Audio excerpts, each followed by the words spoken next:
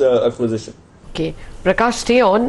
We are going to ask you about HDFC Bank, but we also have another, a finance companies expert joining us. We're going to be joined by Shantanu Chakrabarti on the HDFC Bank numbers. Shantanu, good morning, and thank you very much for joining us.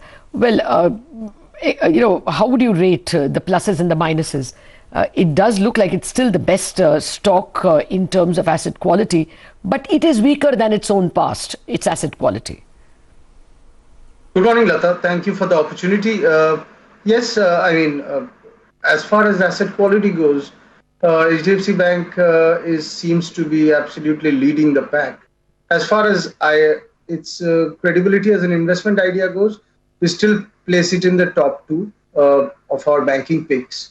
Now, as far as asset quality goes, we also have to keep in mind that this is a bank which has been guiding for lower numbers of stress than most other large banks all through this crisis. So, the situation having panned out the way it has, and they having had maintained the amount of control that they have on their numbers, 0.5% restructuring, 0.8% headline NPA, and even adjusted for the Supreme Court stuff, an NPA of 1.38%. Those are outstanding numbers. Yes, the numbers could worsen for the sector as a whole and for the company, as we see as all of the supporting structures, so to say, from a regulatory point of view, over the next 6 months in terms of recognition go away. But nevertheless, probably the most impressive performance in the sector as far as asset quality held up is concerned. Okay, but to your point of, is it comparable with earlier? Yeah. Look, Lata, the mix is not the same as well. So, and the cyclical cycle is quite onerous. So we have to keep all that in mind. But given the fact, Shantanu, that the stress of the bank is rising, the quarter-on-quarter slippages are elevated, would you justify higher levels on the stock from here, or would you start to get a bit cautious just for the very near term? I mean, what is your target price? Some of the right. So 1 minute, Shantanu. Some of the target price increases on the street are because they are willing to give a higher multiple, not only because of EPS, upgrade. Right. So we have made a target price increase. But our target price comes from a greater confidence around the book value of these banks. So one way to reflect that is to try and put a higher multiple on that. The way we approached the crisis was to try and find out the sanctity of the book values of all the banks under our coverage, given what loss levels and LTVs could look like. And therefore, in some sense, figure out what the residual equity for each of these franchises were. And that is where HDFC Bank has stood out. It's one amongst the best. And now that, the recovery trajectory has surprised in the positive and probably tracks closer to our bull case scenario, we have accordingly made an adjustment to the target multiple. Our earlier target multiple was 3.7. We're now giving it 4.1, and that's applied to 1 year forward. Okay. I have a big fat question, Shantanu, on this HDFC twins. And I don't know how to wrap my head around it at all. The governor has now made it very clear that a discussion paper will be out on scale-based regulation. Chances are, the guess of the street is some CRR, SLR responsibilities will be added to large NBFCs, including HFCs is my guess, because after all, this is a post-DHFL phenomenon.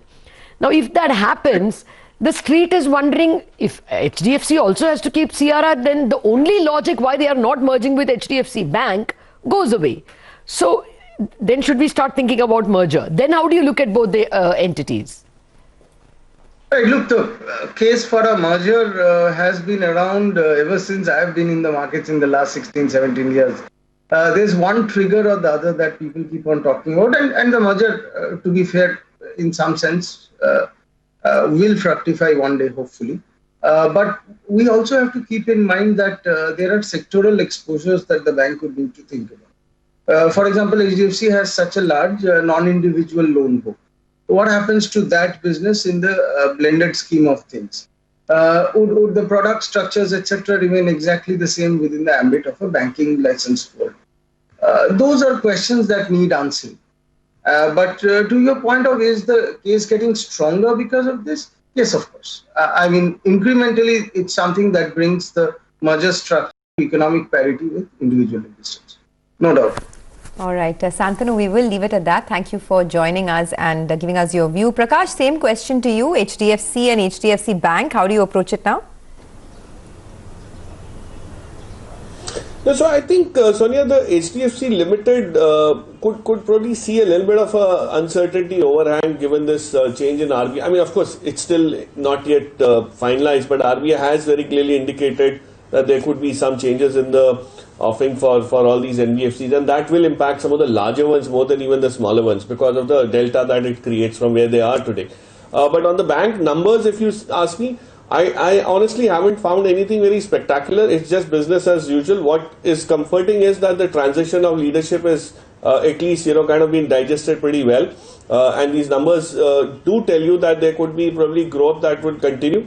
So you'll probably have HDFC Bank giving you that boring continuous growth rate which you always expect from it, and hence the premium that's attached to it. The only concern would be if the delay in the resolution of all those issues that they had, the tech-related issues on the credit card side and the card issuance side, those would probably make it lose some market share. So that's something which you would have to factor in, which is a minor part on the overall scheme of things. But I think the market would react very majorly on these numbers, either positively or negatively.